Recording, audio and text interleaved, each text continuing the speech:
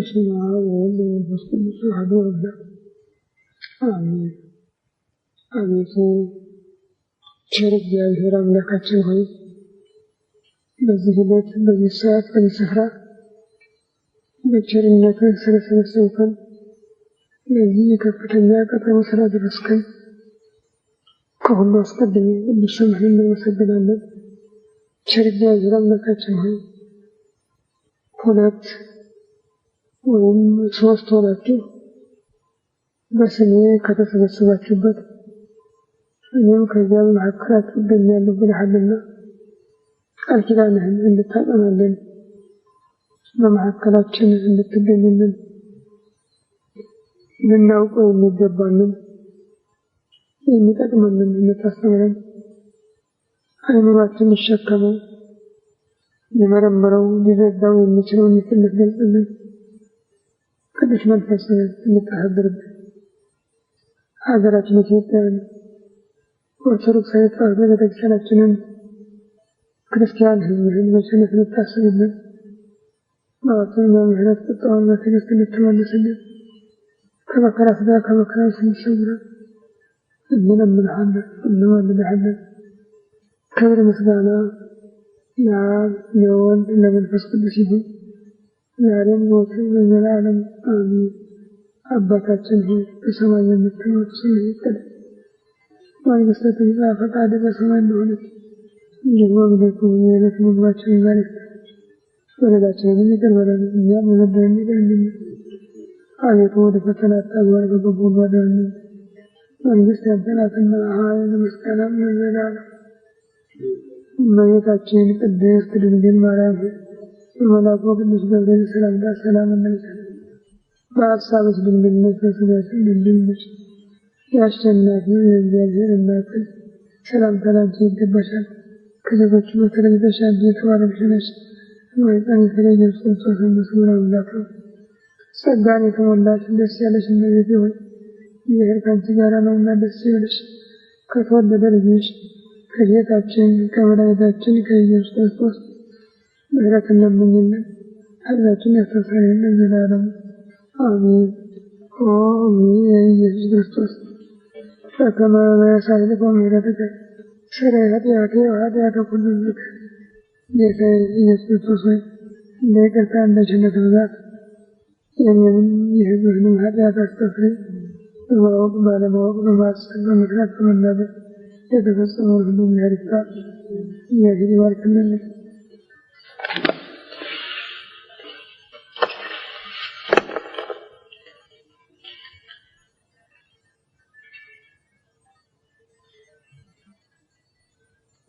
ታኅሳስ 7 ቀን 1999 ዓመተ ምህረት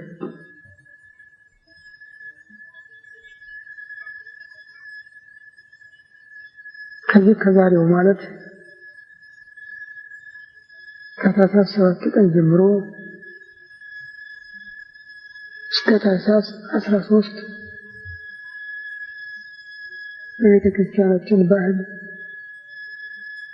በቤተ ክርስቲያናችን አነጋገር በቤተ ክርስቲያናችን ስርዓት መሰረት ሽምከት ይባላል።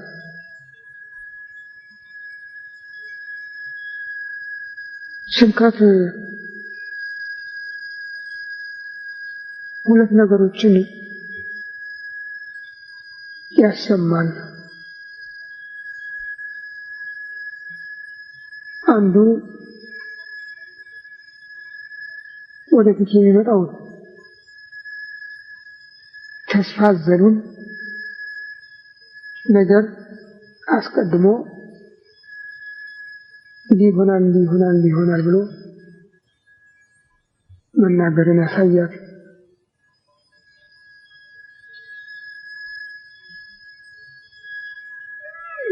ሰበካ ይባላል በቋንቋችን። ሌሊቱ እየተጣለለ ሄዶ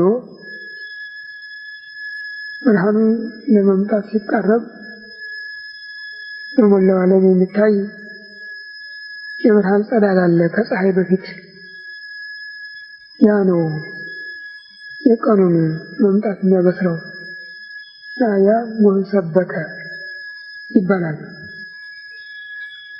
ብርሃን መምጣቱን አበሰረ ማለት ነው።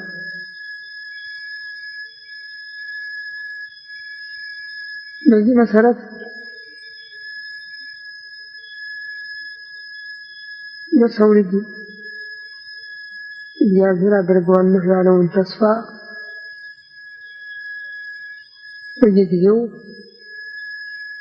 እየተቀበሉ ህዝቡን ሲያጽናኑ የቆዩ የነቢያት ትምህርት ስብከት ይባላል። እነሱም ሰበኩ ይባላሉ። በሁለተኛ ደረጃ ህዝብ በተሰበሰበበት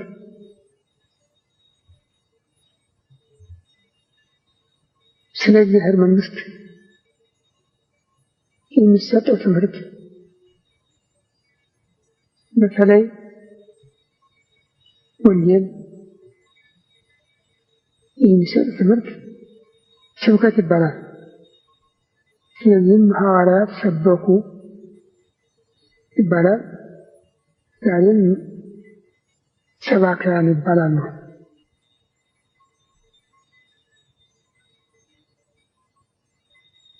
ያኛው በዘመኑ ቋንቋ አሁን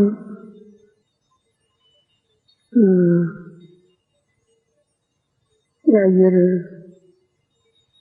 ሜትሮሎጂስቶች የሚናገሩት ነው ተነበዩ የሚሉት። ያም ትክክል የሚሆንበትም የማይሆንበትም ጊዜ አለ። መጪውን ይናገራሉ ለማለት ነው። እና የፊተኛው ስብከት ትንቢት የሚባል ሁለተኛ መግለጫ አለው። ትንቢት ማለት አሁንም ላይ እንደጠቀስኩት መጪውን ነገር እንዲህ ያለ ነገር ይመጣል ጠብቁ የሚደርስ ይደርስበታል። ምናልባት የማይደርስም ሳይደርስበት ሊቀር ይችል እንደሆነ ነው እንጂ ያ የማይቀር ነገር ነው ማለት ነው። ይሄ የነቢያት ትንቢት ትምህርቱ ትንቢት ይባላል። ተናጋሪዎቹ ነቢያት ይባላሉ። የሁለተኛው ግን ስብከት ትምህርት ነው የሚባለው። የተፈጸመውን ተፈጸመ፣ የሆነውን ሆነ በማለት የሚሰጥ ነው። ይህ ትምህርት ይባላል። አስተማሪዎቹም ሰባክያን ሐዋርያት ይባላሉ። ትምህርቱም ስብከተ ወንጌል ትምህርተ ወንጌል ይባላል። ይህ አሁን ከዛሬ እስከ 13 ቀን በቤተክርስቲያናችን የምናስበው ስብከት መጀመሪያ ያመለከትኩትን የሚከተል ነው።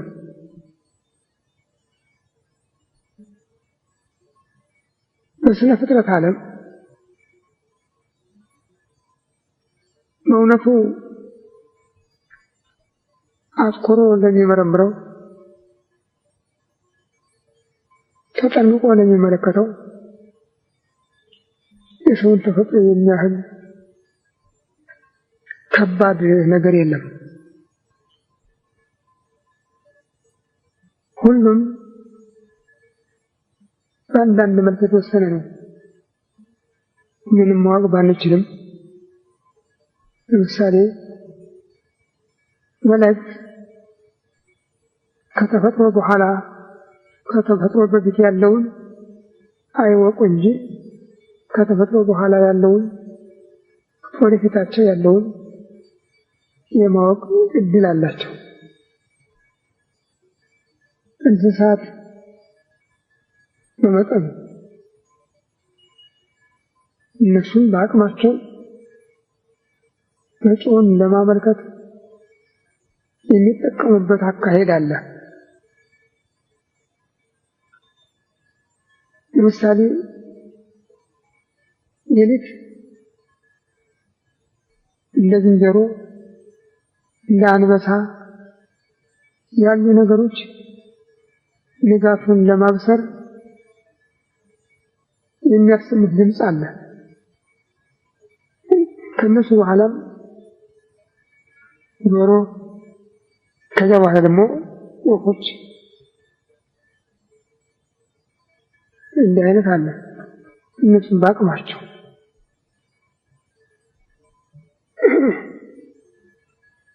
እንኳን ሌላ ወፎች ድምፅ ዝናብ ይመጣል አይመጣም ብለው የሚከታተሉ በመንገድም ይጠቅማል ይጎዳል እያሉ የሚጠነቀቁ ብዙዎች አሉ። እንግዲህ በእነሱ አቅም እውቀት አለ ማለት ነው። ሰው ግን ከዚያ እግዚአብሔር ክፉና መልካምን ከሚያስታውቀው ዛፍ ፍሬ አትብላ ብትበላ ትሞታለህ ብሎ አምላኩ የሰጠውን ትእዛዝ ከተላለፈበት ቅጽበት ጀምሮ ለበኋላ የተለየ ነገር የለውም። የሚያውቀው ነገር የለም። እዚህ ተሰብስበናል። አሁን ከተወሰኑ ደቂቃዎች በኋላ ምን እንደሚመጣ ማወቅ አንችልም። እዚህ ተሰብስበናል። እኔ ብቻ አይደለሁም። ከዚህ ግድግዳ ውጭ ምን እንደሚደረግ እናንተም ማወቅ አትችሉም። ያ በመልካችን በአምሳላችን እንፍጠር ሲል እግዚአብሔር ቃል ተናግሮ የፈጠረውና ለፍጥረት ሁሉ ገዢ ያደረገው ሰው ከዚህ ሁሉ ጸጋ የተራቆተ ነው የሆነው።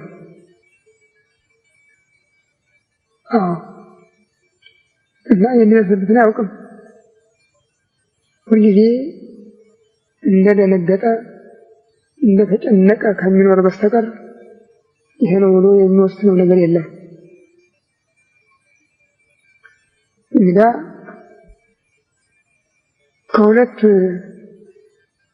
ነገሮች የተፈጠረ ነው። ከሚሞትና ከማይሞት፣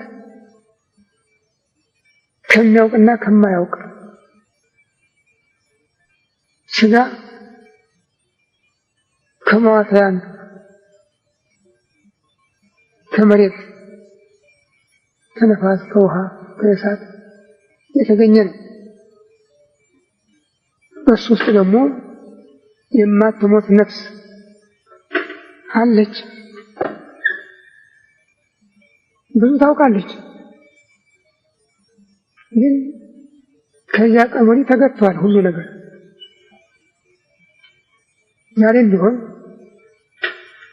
ባለችበት ሆና ከአቅሟ በላይ ትመረምራለች፣ ወደ ሰማይ ትመጥቃለች፣ ሰማያ ሰማያትን ትዳስሳለች፣ ወደ ታች ትወርዳለች፣ መቃትን ትዳብሳለች፣ ወደ ቀኝ ወደ ግራ እስከ ዓለም ዳርቻ ድረስ ትንቀሳቀሳለች። ይሄ ነው የምትለው ግን የላት። እንቅስቃሴው አላት። ይሄ ነው የምትለው ግን የላት።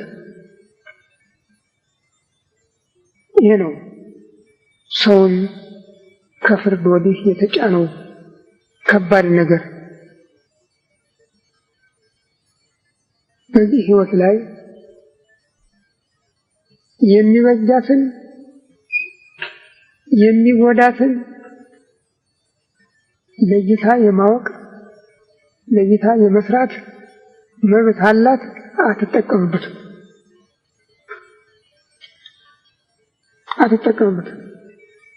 እንዲያውም አታድርግ የተባለው ላይ ነው የምናተኩር። ብዙ የሚጎዳንን ነገር እናደርጋለን። እንደሚጎዳን ግን ደግሞ ከመሆኑ በፊትም እናውቃለን። ግን እንዲህ ብለን እናደርገዋለን። ለምሳሌ መጠጥ በመጠኑ ቢጠጡት እንደሚጠቅም እናውቃለን። ካበዙትም እንደሚጎዳ እናውቃለን። እኛ ግን በዚያ ፈንታ ከመጠን አሳልፈን እናደርገዋለን። ጉዳት እስከ ማስከተል ይደርሳል። ሌላም ሱስ የሚያስይዙ ነገሮች አሉ። ብዙዎች ሰዎች የሚወድቁ በዚህ ነው። እንደማይጠቅማቸው ያውቃሉ፣ ግን መተው አይችሉም። ሰው በራሱ ማዘዝ የሚያቅተው ፍጥረት ነው። በጣም አስቸጋሪ ነው። ግዴታ ካልሆነ በስተቀር ራሱን መምራት ያስቸግረዋል። ከብዙ ሰው ጥቂቶች አሁንም በግዴታ ምክንያት በዚህ ዓለም ደስ ብሎን ብንኖርም ይመቸንም ይገላንም የፈቀድነው ብናደርግም ኋላ ሁሉም ያልፋል የሚል ነገር ሲጫናቸው አንዳንድ አስተዋዮች ያመልጣሉ ከዓለም ቀንበር። ቁጥራቸው ግን ይህን ያህል ነው የሚባል አይደለም። በቀረ ግን አብዛኛው የሰው ዘር በገዛ ሀሳቡ እንደታሰረ ወደ ጥፋት ሲሄድ ነው የኖረው። ዛሬም በመሄድ ላይ ነው። ወደፊትም የዓለም ፍጻሜን የሚገታው እንጂ ሌላ የሚወስነው ነገር አይኖርም። ታዲያ ይሄ አዳም ከኃጢአት በኋላ በተፈጸመበት ፍርድ ተሸክሞት የወጣው ቅጣት። ይሁን እንጂ እግዚአብሔር አዳምን እንደወደቀ ይቅር አላለም። ከገነት ሲወጣ አዳም ከኛ እንዳንዱ ሆነ አለ። ነገሩ ሁለት ስሜት ያመጣል። አንዱ ለፌዝ አምላክ ሆናለሁ ብሎ ነበርና ያንን ለመግለጽ ወቀሳ የከሰሳ ድምፅ ይመስላል። ሌላው ግን አዳም ተፈርዶበት ወደ መጣበት ዓለም በኋላ ጊዜ ፈጣሪውም እንደሚመጣ እሱ የተቀበለውን የሚቀበለው የሚገባውን መከራ ሁሉ ተቀብሎ እንደሚያድነው የሚያሳይ ታላቅ የምስራች ያቀፈ ድምፅ ነበረ። ይህን ይዞ ነው አዳም ከገነት የወጣው። ለጊዜው በለመዳት በሚያውቃት በገነት አጠገብ ቆየ። ኋላ ግን ከሱ ሞት በኋላ ልጆቹ ጨርሰው ያን አካባቢ ለቀው የፍርድ መጠለያ ወደሚባለው ወደዚህ ዓለም መጡ። ይሁን እንጂ እሱ የተቀበለውን ተስፋ ከልጅ ልጅ ተወልጄ አድንሃለሁ ሲል የሰጠውን ተስፋ ለልጆቹ ነግሮ ሞተ። ይመጣል፣ ያድነኛል፣ ያድናችኋል፣ እናንተም ጠብቁት ብሎ ሞተ። ልጆቹም የአባታቸውን አጽም አጠገባቸው አድርገው እንደዚህ ከመጽናት በስተቀር ሌላ ያደረጉት የሚያደርጉት ነገር አልነበረም። በኋላም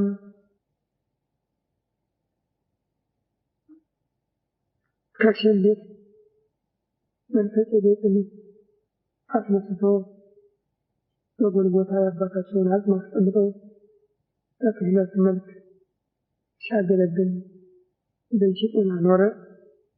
በዚያ ቦታም አድነሃለሁ ያለው አምላኩ መጥቶ ደሙን አፍሶ አዳምን ከነልጁ አድኗል።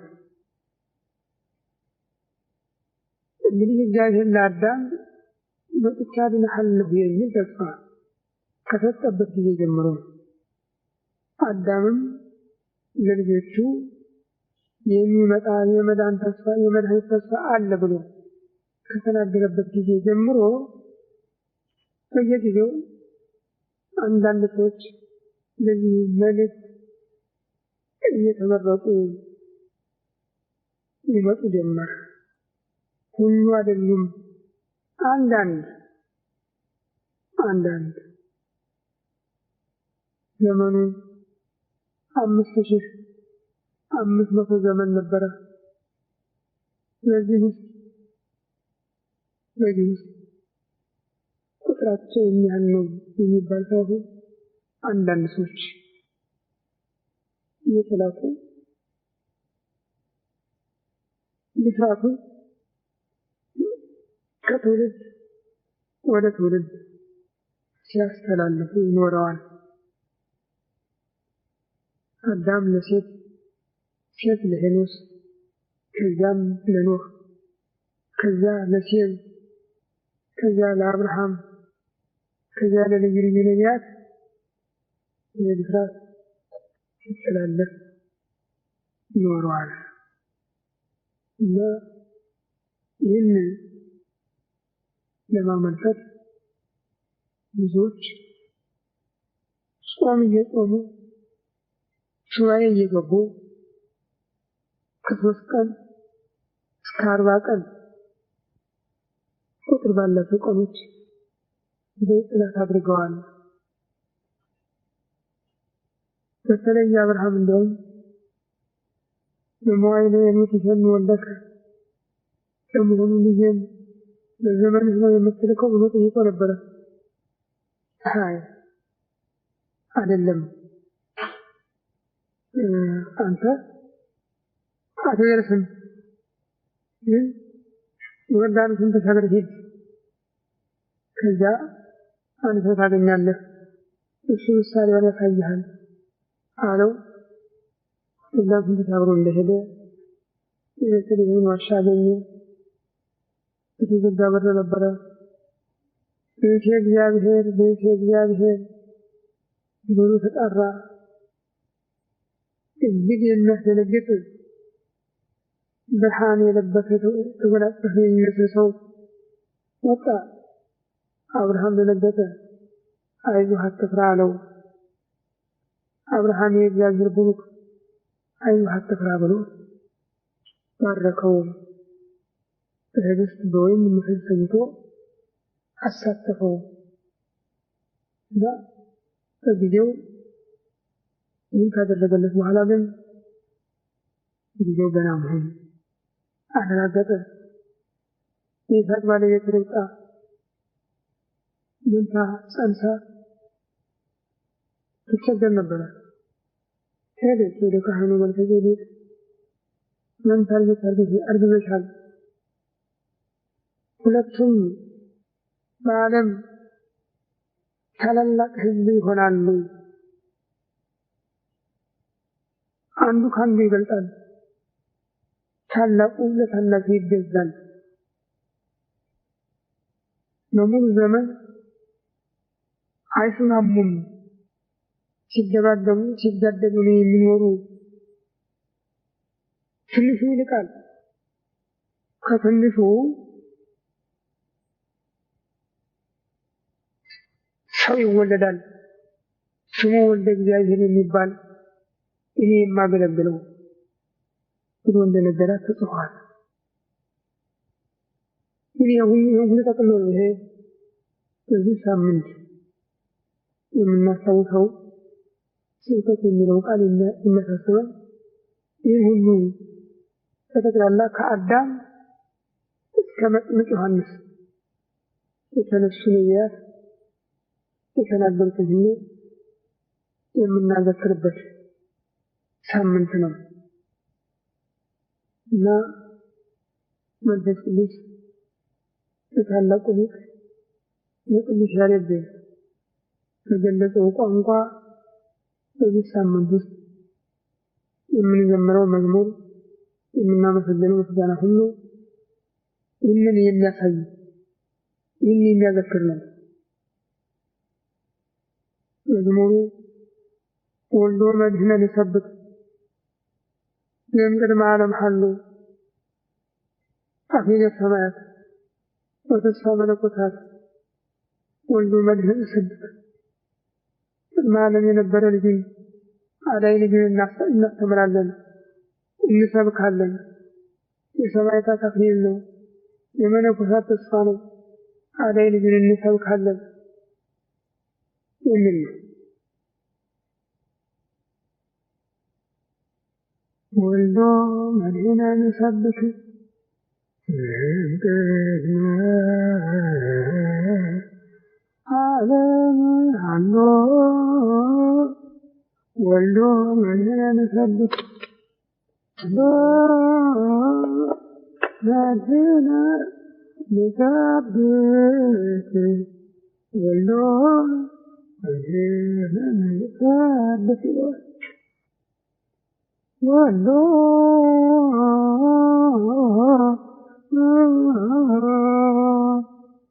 መድኅነ ሊሰብክ ወልዶ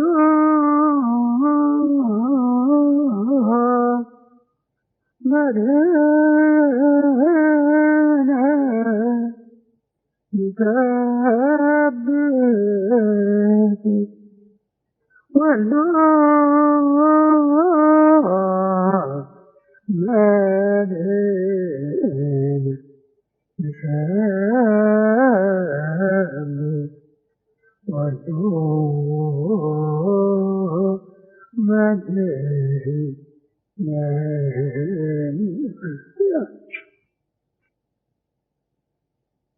ይሄ ሳምንቱ ስብከት ይባላል። ከዚያ ከ14 እስከ 21 ደግሞ ብርሃን ይባላል። ከ21 እስከ 27 ኖላዊ ይባላል። 27 መራዊ፣ 28 አማኑኤል ዜና፣ 29 በዓለ እግዚአብሔር ልደት የሚል ስያሜ በቤተ ክርስቲያን ተሰጥቶታል። ቤተ ክርስቲያናችን የትናንት ወዲያውንም የትናንትንም የዛሬውንም ነው ቀመማ ለልጆቿ የምትጋብዘው።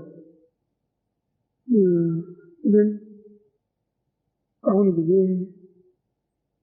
ሁሉም እየጠፋ በመሄዱ በጣም ከሚያሳዝን ሁኔታ ላይ ነው የምንገኘው። ኢትዮጵያ በሕገ ልቦናም በሕገ ኦሪትም በሕገ ወንጌልም አንድ አምላክን ስታስተምር ነው የኖረች። ሌላ ትምህርት የላትም። የጣዖት ትምህርትም አልተሰበከባትም። ምንም እንኳን ጣዖታውያን ከጊዜ በኋላ በልዩ ልዩ ምክንያት ቢገቡም በመሰረቱ የጣዖት ትምህርት በኢትዮጵያ የለም። ከክርስትና ውጭም ሌላ ትምህርት የለም። ምንም እንኳን ሌላ ትምህርት አስተማሪዎች ከጊዜ በኋላ ቢገቡም በኢትዮጵያ ግን ተስፋን መጀመሪያ ከዚያም በተስፋ መሰረት የተፈጸመውን ቁም ነገር ተቀብላ ለልጆቿ ከማስተላለፍ በስተቀር ተራ ነገር አላስተላለፈች። ሐሰትን በአንደበቷ አልተነገረም። ስለዚህ አንድ አምላክ አንድ ሃይማኖት አንድ ህዝብ ነበር በኢትዮጵያ ዛሬ ግን የትጠሩ ብለን መናገር አንችልም ታዲያ በዛ መንገድ ተከትላ በኖረችበት ዘመን ሁሉ ዓለም ነውና አልፎ አልፎ ተግሳጽ ባይቀርም ከፍተኛ ጥፋት ግን አልደረሰም ዛሬ ግን አስቸጋሪ ሁኔታ ላይ ነው የምንገኘው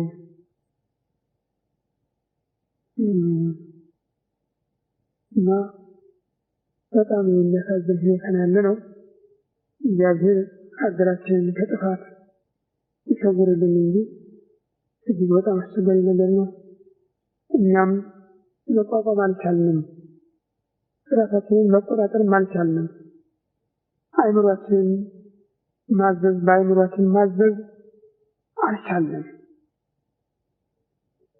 ስለዚህ ሰውን የሚያህል ደካማ ፍጥረት አላየሁም በእውነት ሁሉም ባለበት ራሱን ያውቃል ሰው ግን አያውቅም ስለዚህ ራሳችንን አውቀን ከፈጣሪያችን ጋር ያለንን አንድነት ጠብቀን ራሳችንንም ሀገራችንንም ከጥፋት ለማዳን እሱ አይምሮ ይስጠን